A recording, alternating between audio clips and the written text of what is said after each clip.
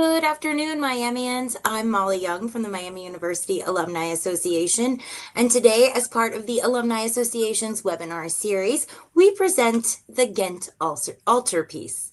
Joining us for today to tell us all about it is Dr. Stephen Wainscott, class of 1977, Professor Emeritus and Director Emeritus of the Honors College of Clemson University. Welcome to you, Steve. So good to have you here with us. Thanks for joining us. Just a reminder to our live viewers, you can submit questions, comments, feedback throughout the webinar by clicking the Ask a Question button under your video. And with that, I'm going to turn it over to Steve to tell us a little bit about this very important piece of art. Hello, Steve. Thanks for being here. Hello, Molly, and thank you for that great introduction. Let me see if I can figure out. Oh, here we go. Our first slide here. Well, anyway, greetings, art lovers. But before we begin, I want to make a little clarification and a disclaimer.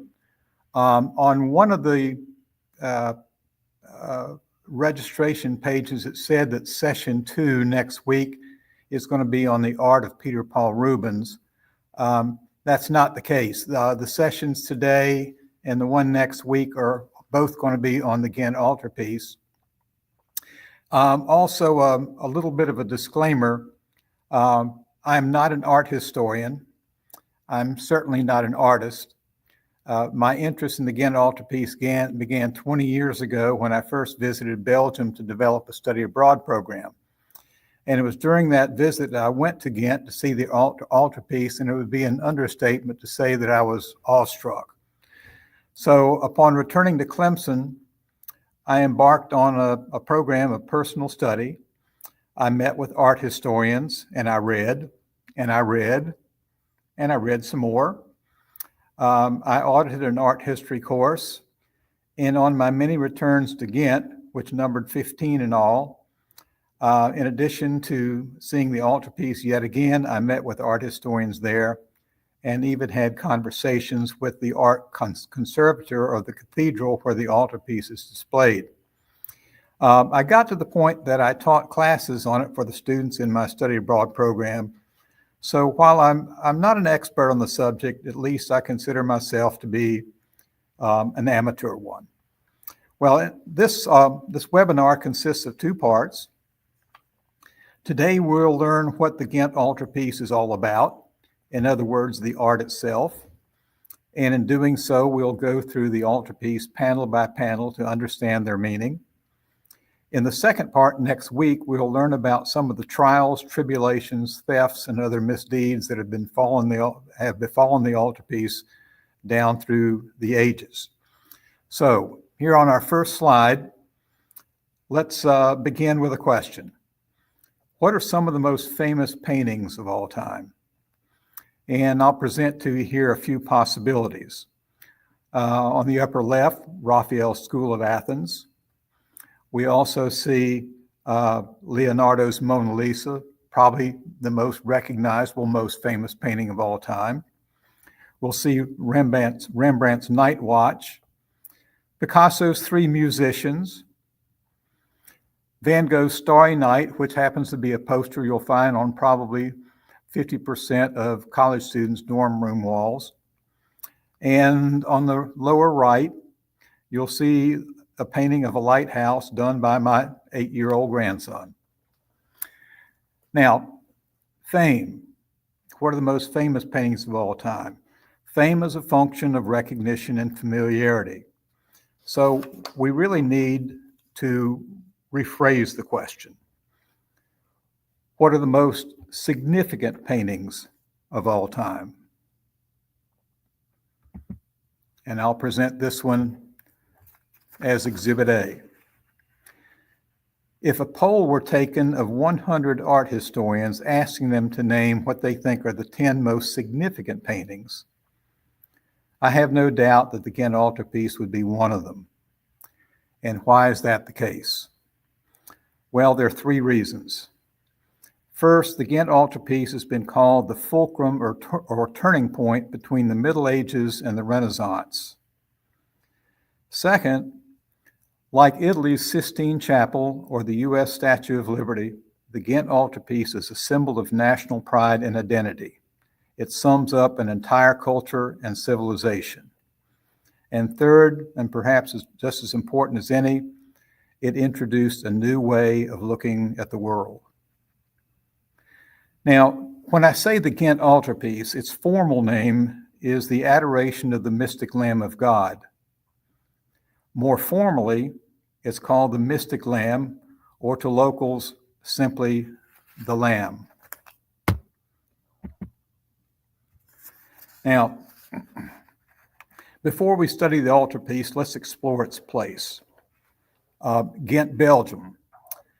Ghent began in the 8th century as a Roman settlement. The name Ghent comes from the Celtic word Ganda, which means confluence of the two rivers, the Skelde and the Lys.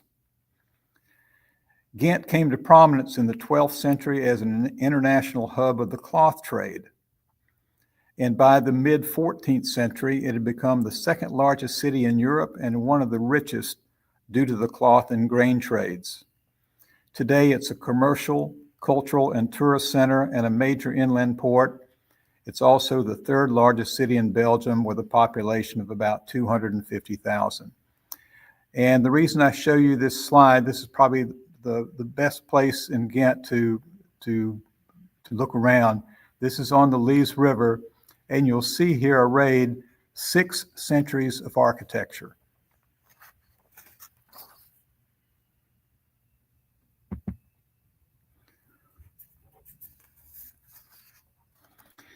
The Cathedral of St. Bavo began in 942 as a wooden church, but it was named St. John's, the patron saint of Ghent. Around 1150, it was destroyed by fire, and it was replaced by a stone Romanesque church, the remnants of which can be seen in the catacombs below the cathedral. Over the next 4 centuries, it would be added onto in a mixture of architectural styles, primarily Gothic. And this will show you part of the exterior of the cathedral. And you'll see the statue here shows the painters of the Ghent Altarpiece, the brothers Hubert and Jan van Eyck.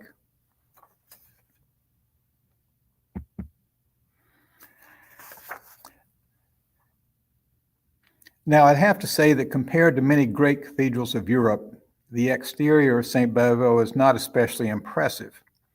What makes it remarkable is the interior, which is essentially 3 cathedrals in one. The cathedral houses 29 separate chapels, 4 more than Notre Dame in Paris. It also contains numerous marble and wood sculptures. Its organ, built in 1653, is the largest in the Low Countries with more than 10,000 pipes. In 1540, the Holy Roman Emperor Charles V had the church renamed from St. John's to St. Bavo because he'd become infatuated with a 7th century nobleman who renounced his wealth to join a monastery. In 1542, Gothic spires were added, and in 1569, the cathedral, as we see it today, was completed.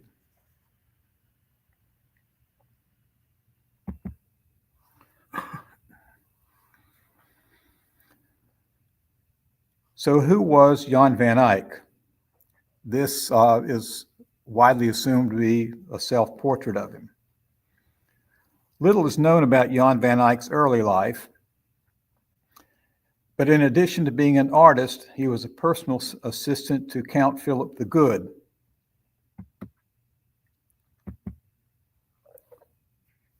Philip the Good was Duke of Burgundy, whose domain included most of the territory we now know as Belgium. Jan van Eyck was more than a personal assistant. He was an ambassador and possibly a spy. Philip the Good sent him to Portugal to arrange his marriage to Princess Isabella. And while he was there, Van Eyck made sketches of plant life for the Ghent Altarpiece.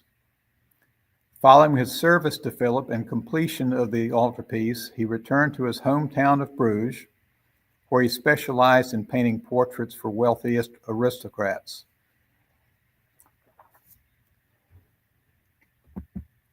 This is his most notable one, and I'm sure many of you recognize it, the Arnolfini wedding. This is a portrait rich in color and symbolism. For example, you'll see the dog at the feet of the couple, suggesting fidelity and loyalty. You'll see the shoes, which indicate the sanctity of marriage, and many other very important symbols. And this is a very famous detail of the Arnolfini wedding. It shows the couple's reflection in the mirror, and it even shows the reflection of Van Eyck himself, the painter. Also seen here, if you were to be able to get even closer, you would see an inscription. Let's see if I have it here. There it is in the mirror, which says, Johannes Van Eyck was here. He was a clown. Anyway, Van Eyck died in 1441. His career was long and lucrative as a painter, but really not all that prolific. There are only 25 paintings known to be of his name. By contrast, Peter Paul Rubens painted more than 400 paintings, and Picasso around 14,000.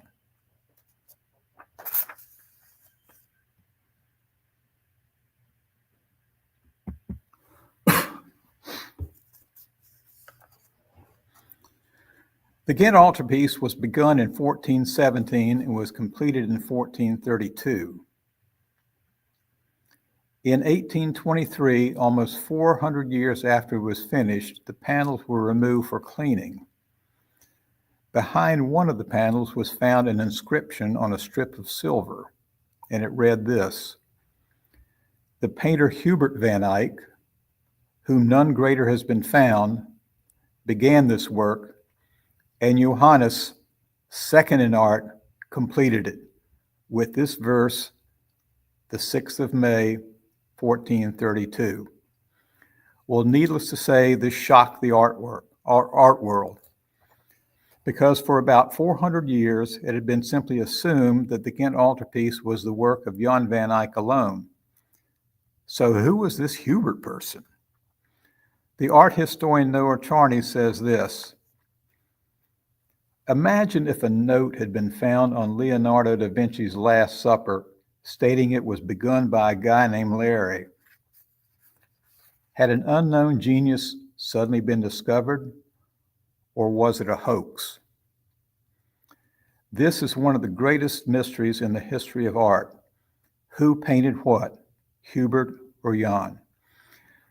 Answering that question is nearly impossible. What does then whom none greater mean? Does it mean that Hubert was the superior artist and the main painter of the altarpiece? Is Jan van Eyck called second in art because he was considered to be an inferior painter, or just because he was younger? Could the inscription suggest some favoritism toward Hubert because he was from Ghent, while his brother Jan was from the rival city of Bruges? Most art historians believe that Hubert had to have some role because, for one thing, the inscription says so, and also because for a good part of the period that the altarpiece was in progress, Jan was in service to Philip the Good. However, art historians believe that most of the altarpiece was done between 1426 and 1432, a 6-year period, which likely means that it's likely that Jan was the principal artist, Hubert having died in 1426. Even so, it's still nearly impossible to determine which brother painted what. Some art historians have suggested that since Jan van Eyck had a recognizable style, well, let's just subtract what we think he painted in the altarpiece, and then what's left will say that Hubert painted it. But that falls short because no other artworks have been definitively attributed to Hubert van Eyck, which means he didn't have a recognizable style that we can detect in the altarpiece.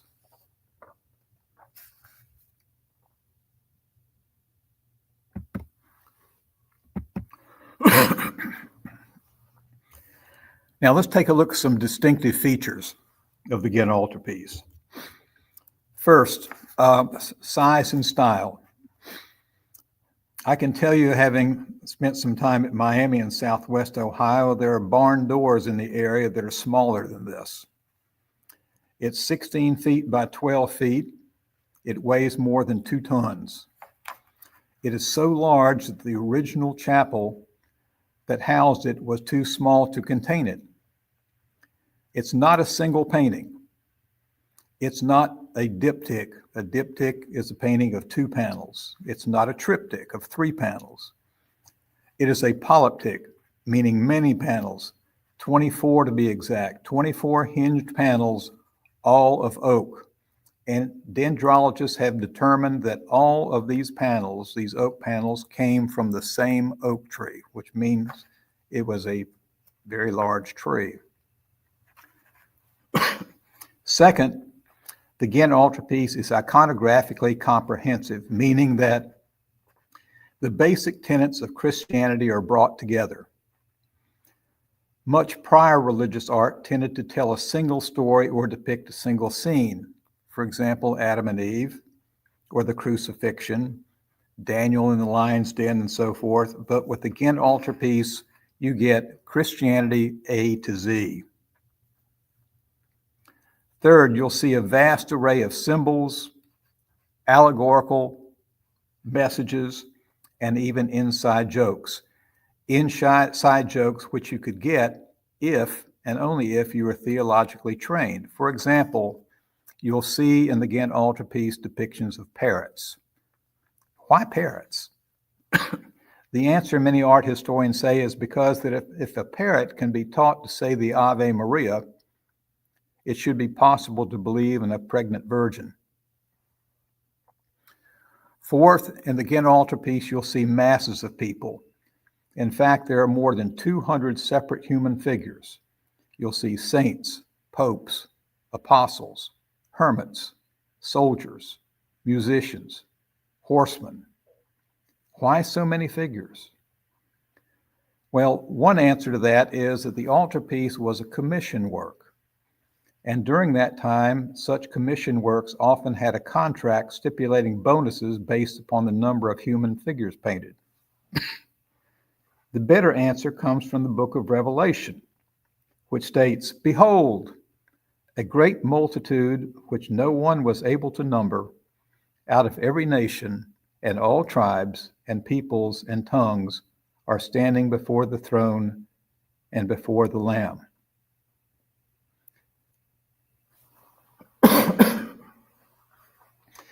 Also, and I think most interesting, many of the figures you'll see in the Ghent Altarpiece are actual known persons.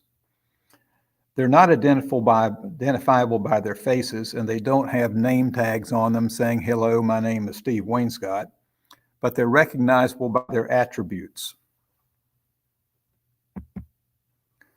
For example, and I wish I had a laser pointer to show you this.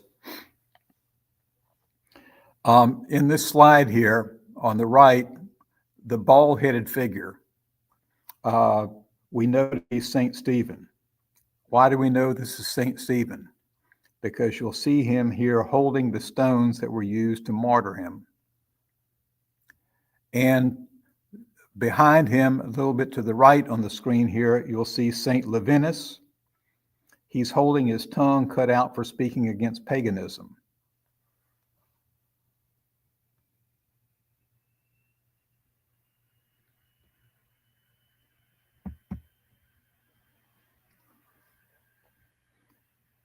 And in this slide, you'll see 2 figures from the sometimes called the pagan world,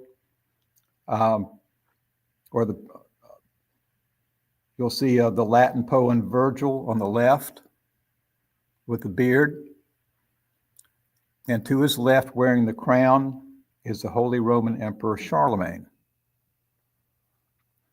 Again, figures identifiable not by their facial characteristics, but because of what they're holding or what their attributes are.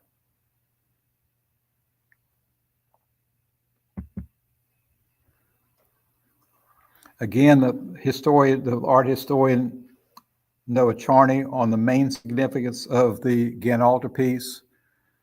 The main significance is that it represented a series of firsts, marking trends praised and embraced by future generations of artists.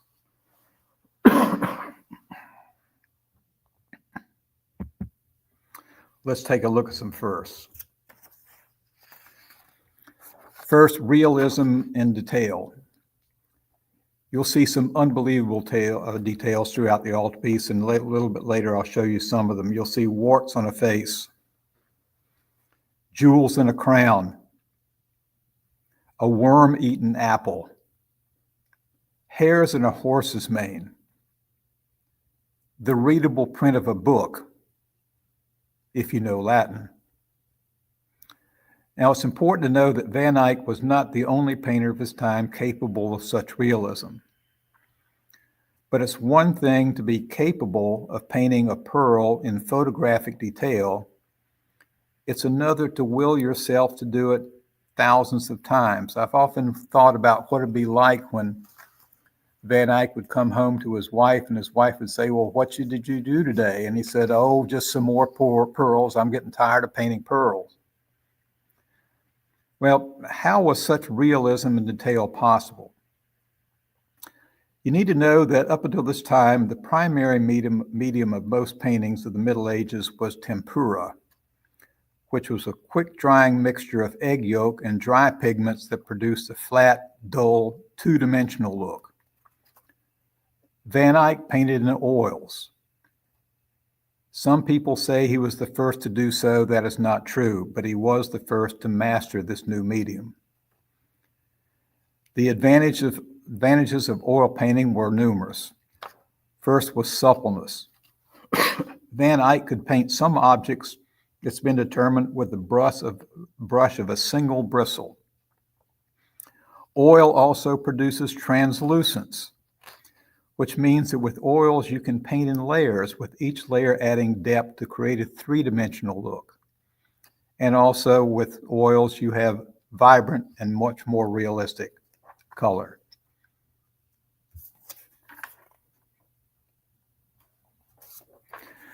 One important thing before we move on, when it comes to all these details, Van Eyck didn't add random details just because he could, which he could.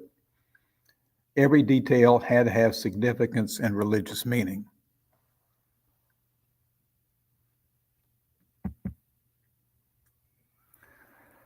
Another interesting thing, another first about Van Eyck was painting things in natural settings.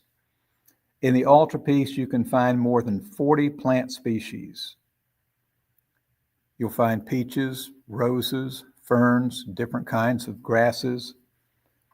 All of these plant species are identifiable to botanists and horticulturalists today. It's also widely believed that all the plant life in the altarpiece was painted from sketches that Van Eyck made during his missions to Spain and Portugal. And the reason for that is that none of these species could have possibly grown and thrived in the harsh and cold climate of Belgium.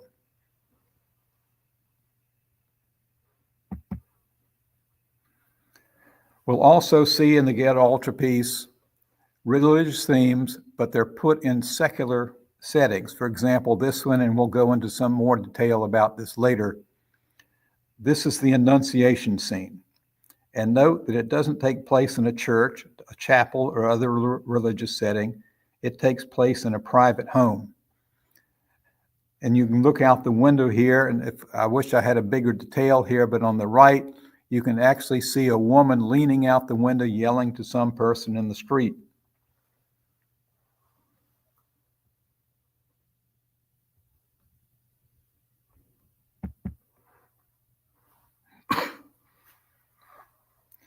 Unidealized nudes. This is one of the things that Jan Eyck was famous for. He wanted to paint naked people, the way people really look when they come out of the shower with no clothes on, not like the model type figures you'll see in Michelangelo's statue of David or the Sistine Chapel.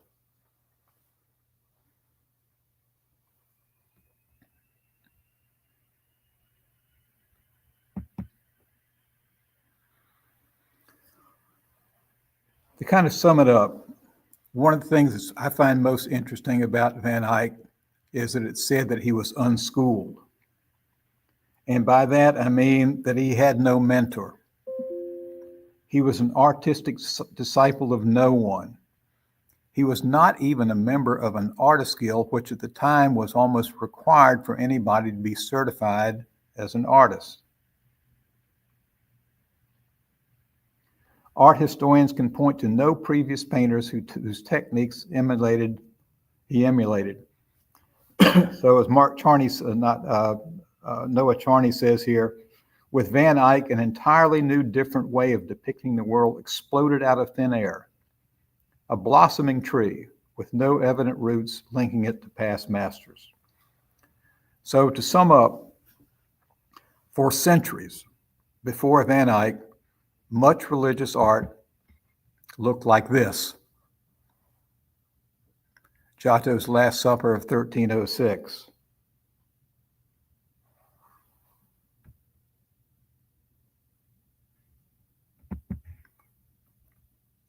Oops, let me go back here.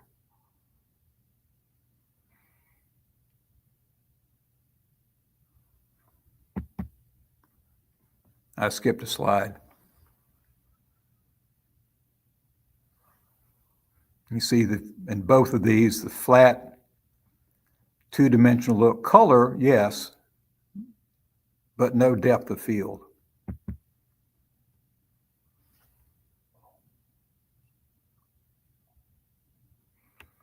So imagine what the reaction must have been on May the 6th, 1432, and for the first time, you see this. I can't imagine what the reaction was, but it may have been something like, this has to be a miracle of God because no human being could have possibly done this.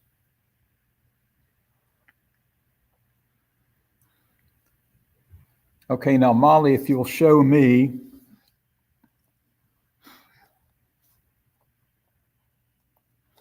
I want to show you this. I hope you can see this.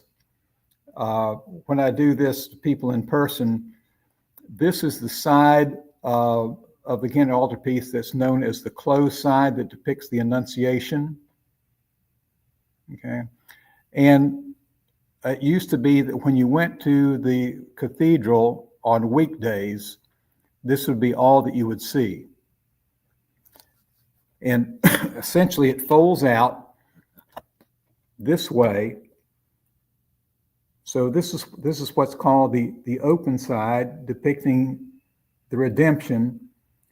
And it used to be that you would only see this on weekends and religious holidays. But now with the new display, you can see both sides. Okay, if we'll go back to the slides.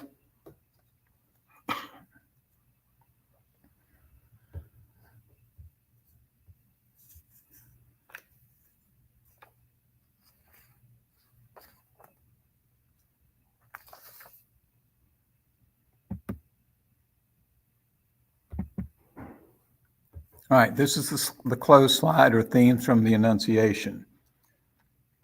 It consists of 12 panels. And you can see here that in contrast to the open side, this closed side is much more drab in terms of color, mostly earth tones. Let's take a look at this panel by panel. Let's take a look at the top register from left to right. The round, quarter round on the top left, we see the prophet Zechariah. And then moving further on to the right, we'll see the sibyls of Eritrea and Cumae. Sibyls were female prophets of the Old Testament who foretold of the coming of Christ. And on the right, we'll see the prophet Micah, who seems to be leaning out of the panel to get a good look at the Annunciation scene below. Taking a look at the middle register, on the left, we see the angel Gabriel announcing the virgin birth to Mary on the right. Note again, in this register, we see the scene taking place not in a religious setting, but in a private home. It's been said that to some people at the time this was something of a shock and perhaps even a sacrilege that it would be shown in a private home. Some people perhaps wondering, why didn't you just show this in a bar or someplace? Now, art historians believe that what's being portrayed by this domestic scene is that Christ is coming into our world to live among us mere mortals. Note the rich symbolism of the washstand and the towels portraying chastity and cleanliness. You'll all see the light depicting purity. And note again the windows through which we see street scenes. We'll see birds in flight. And again, through the medium of oils, we get the sense not that we're just looking at these panels, but we're looking through them into a real world of everyday life in 15th century Ghent. The bottom panels,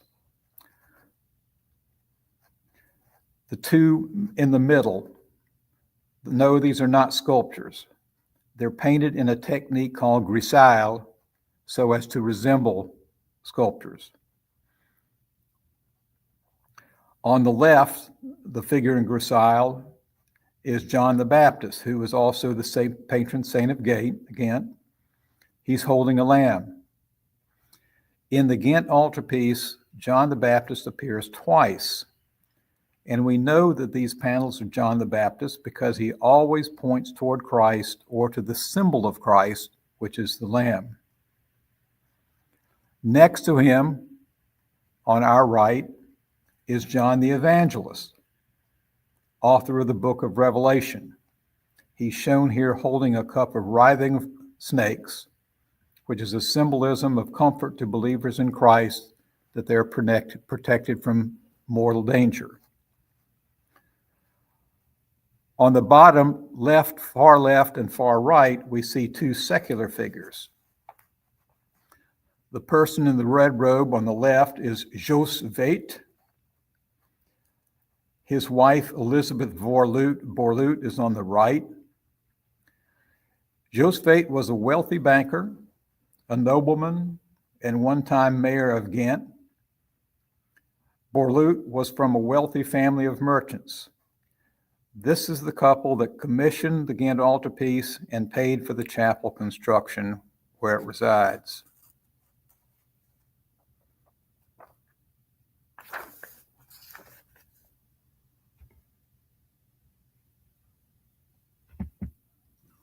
And now we'll move on to the open side, which is the redemption.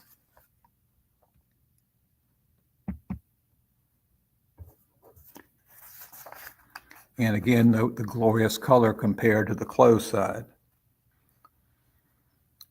On the top far left, we see Cain.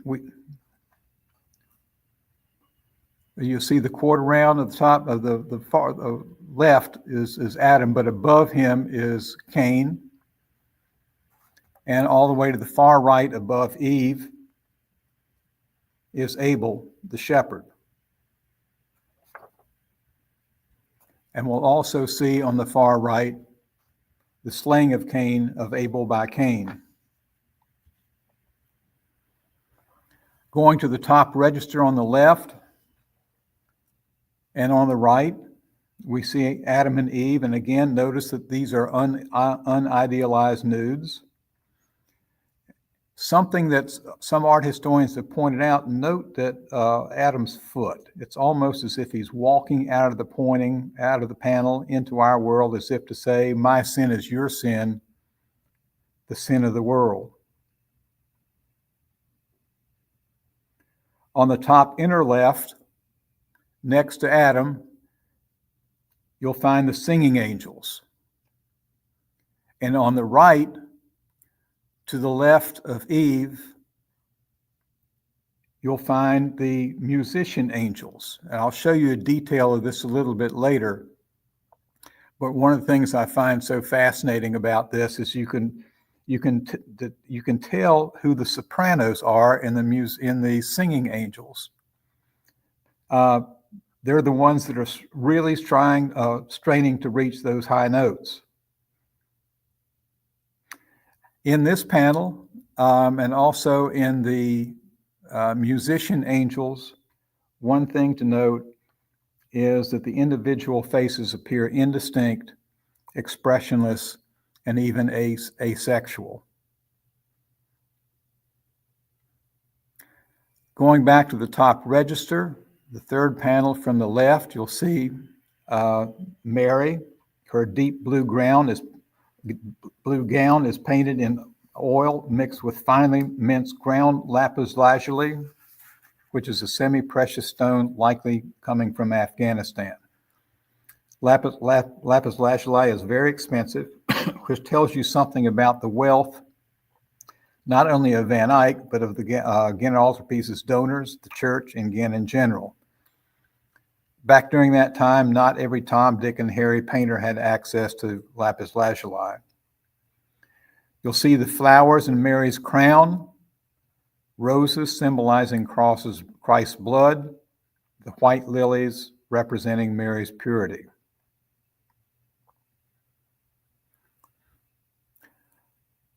Opposite of Mary, within the green gown, we'll see again John the Baptist, once again pointing to Christ.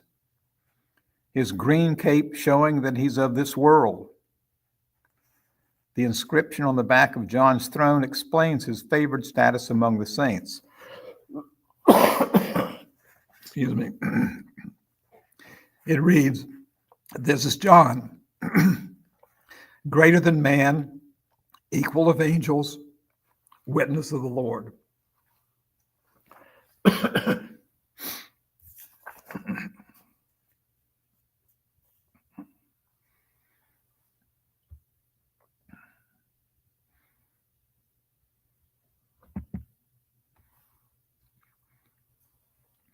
And in the center, we see a figure. And the question I have here is this God or is this Christ? Art historians have said that there are 7 what they call God clues. First, this figure sits on a throne. Second, the figure holds a scepter, which is a symbol of God's dominion. Third, if we look closely, we would find there are no wounds on this figure's hands from the nails that were used in the crucifixion. He also wears shoes, whereas Christ is typically portrayed barefooted or in sandals. He wears a pope-like crown. The semicircular text behind the throne reads, "This is God, the most omnipotent because of his divine majesty." And perhaps the biggest clue of all, the tour guides of St. Bavo routinely tell tourists that this is God, so that should settle it. But there are 5 Christ clues. First, before the Ghent Altarpiece, there were no paintings that showed God seated between John and Mary. There were hundreds of paintings, however, that showed Christ sitting between John and Mary. A second Christ clue. The cloth behind the figure shows pelicans picking at their breasts to feed their chicks their blood, an obvious symbol of Christ's sacrifice. Also, the pelicans are surrounded by grapevines, symbolic of Christ's shedding of his blood. Also, John the Baptist again is seen pointing to Christ or to the Lamb, never to God. And perhaps most important, if not convincing, above the pelicans is a cloth called a banderole that reads IHESUS XRS, translated Jesus Christ.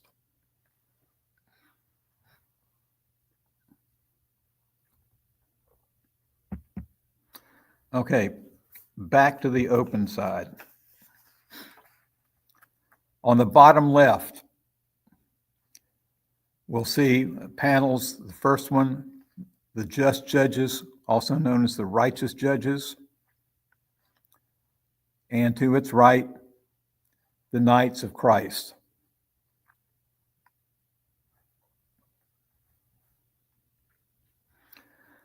On the bottom right,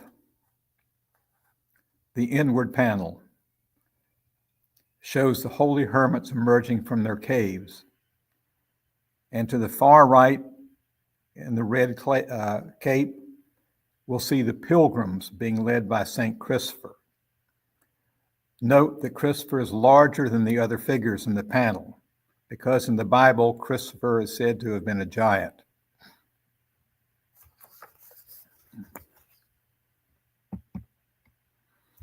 And this brings us to the centerpiece, the signature panel of the Ghent Altarpiece, depicting the Adoration of the Lamb scene. There's several interesting and religiously significant elements I'd like you to see here. First, if you'll take a look at the background, on the left, middle, and right, some art historians say this is Jan van Eyck's imagination of the New Jerusalem. But actually, these are real churches. You'll see here the Cathedral of Utrecht in the Netherlands, and St. Nicholas, the church in Ghent.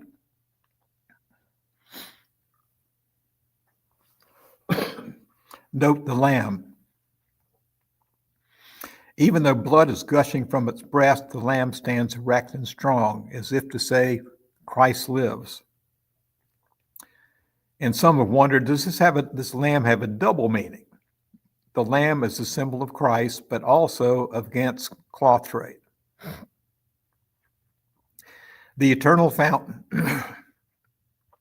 The pool is so detailed, one can see reflections of the prophets and apostles.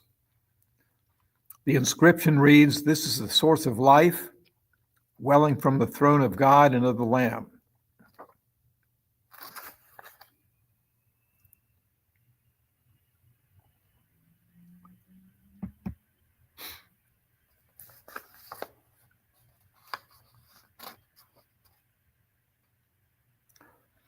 In this panel, one thing to note, I mentioned before the concept of the New Jerusalem. While these are real churches, the one with the tall spire on the left, that is St. Nicholas in Ghent, which is only about 100 yards away from St. Bavo. But in this detail here, in the central panel, we see converging throngs of onlookers, each throng having 6 primary figures arranged in hierarchical order. Some of these throngs represent the Beatitudes in the book of Matthew. On the left of the panel, you would have seen blue-clad confessors with the Beatitude, "Blessed are the peacemakers, for they shall be called the children of God." But here we see, in this detail here, the holy women of the virgin martyrs. "Blessed are the pure in heart, for they shall see God." And once again, we see figures recognizable by their attributes. St. Agnes, she's holding her lamb. Barbara, her tower. Dorothy with a basket of flowers. The one beatitude group that's missing from this scene are the mourners, because they're not in keeping with the theme of heavenly joy. We also see in the central panel figures from the pre-Christian and non-Christian worlds. Let's see if I have that slide here. No, I don't have that one. Oh, so we can go back here. On the left, figures from the pre-Christian and non-Christian worlds. We'll see Old Testament prophets, Jews, others from ancient worlds. We also see figures with dark complexions, because it's very likely that Van Eyck, when he went to Spain and Portugal, and painted plant life that would show up in the Ghent Altarpiece. He also became acquainted with such people who are from the Moorish parts, the darker skinned people, the Moorish people from southern Spain and Portugal.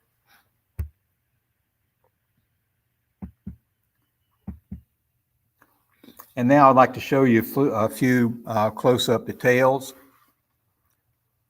The gracile figure here of Cain slaying Abel.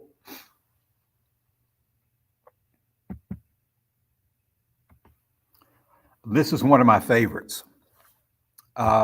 This is the scene of the Annunciation again. And behind Mary's head, there's an inscription.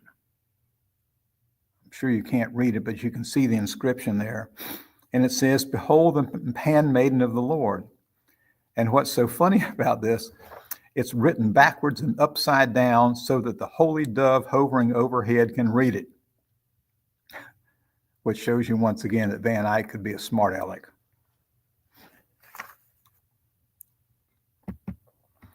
Another of my favorites. This is the singing angels, a detail of the singing angels that we saw before.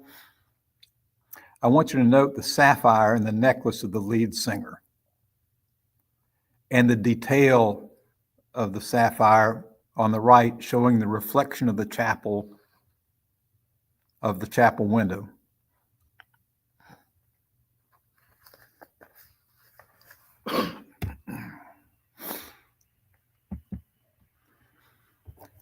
And this is another favorite. The organist here, whose hair looks exactly like my granddaughter's.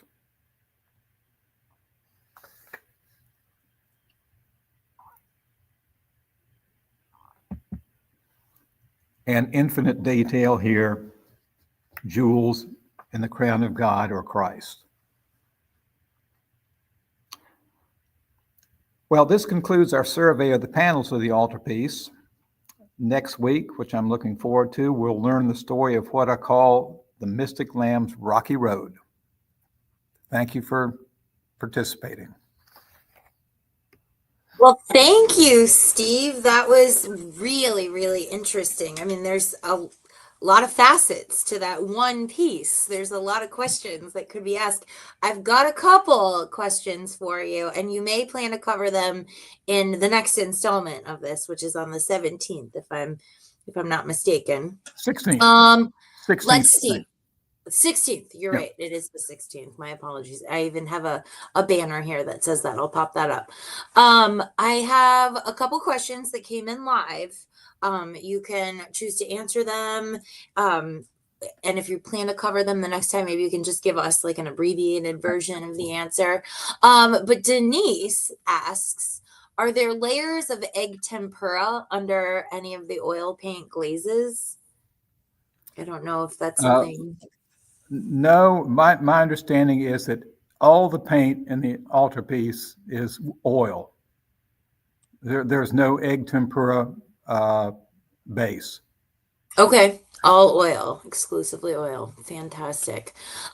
Kristen asks, well, she in fact actually studied abroad in Luxembourg, so she had a chance to go and actually see it in its full wonder.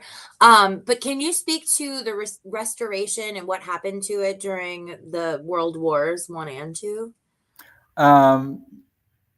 Yes, well, that is pretty much the subject, one of the subjects of next time, with all the various thefts, of course. I'll just give you a quick preview. Several years ago, over a 2 or 3 year period of time, there was a massive restoration project to return the painting to the colors, to its original colors as it appeared in 1432. It was kind of controversial because a lot of people like the shininess of the more contemporary colors. And you'll also show you some slides next time of the after effects of that project. It took 2 years. It involved something like 200 conservators. But as I say, it was the whole idea was to make the altarpiece look like it did in 1432. Well, I have no doubt that will be fascinating. I personally think the restoration process of art is just it is a wonder and a marvel how they can take something that maybe doesn't look so great and make it look good as new again. That's pretty exciting. Let's see. Patrick asks, have different restoration efforts, and you may also plan to cover this in the next one as well. But have they uncovered any surprises or sort of affected how historians previously viewed the original work? Um, Not that maybe, but I don't know of them. Okay, excellent. That's good enough. And one other question before we sign off for the day that just came in. Can you tell us a little bit about how such a gigantic piece is kept secure? I think Judy has a good question here. Yes. Now, when you go in the cathedral, at least the last time I was there, going in the cathedral was free. And it used to be that the Ghent Altarpiece was a chapel to the left. How it is secure, the kind of next week we're going to be going through one of the thefts of the cathedral when the iconoclasts came to the cathedral in 1566 with an intention to destroy it. The church officials somehow hoisted the various panels up into the roof of the high ceiling of the cathedral. The thieves came in there, didn't see it, but the church officials knew that the iconoclasts would come back, so they had all the panels removed to the basement of the town hall. So that's one of the stories we'll be talking about. Definitely worth tuning in for, I think. And again, that is next Tuesday indeed. And I'll just give you a little preview. The Ghent Altarpiece is without doubt the most coveted work of art of all time, having endured something like 14 thefts. 14? We'll be talking about some of them. It's been Wow. censored, it's been burned, it's been looted. It's ended up in a salt mine in Austria, and I'll be talking about that. It's a hair-raising story next week. Well, 14 times you could cover the whole hour with various stories of that. Well, the next most stolen is a Rembrandt. Oh, Yeah. Well, that's a fun fact. Yeah. All right, we'll definitely tune in next Tuesday, September 16th for the Ghent Altarpiece Part 2. And Kristen was asking if that would also be recorded. This one is as well. So if you can't tune in next week, you can catch the recording right here, same place, lmlc.org/MiamiOH. Thank you so much, Steve, for being here with us. We'll see you again next week, but thank you for sharing this initial bit of information about such a glorious and huge piece. There's a lot to talk about there. And as that reminder, you can catch a recording of this webinar later today at lmlc.org/MiamiOH. And then you can catch the next installment next Tuesday, September 16th. Thank you so much for watching. Thank you for joining us, Steve. Love and honor to you, everyone. Have a great afternoon. Thank you.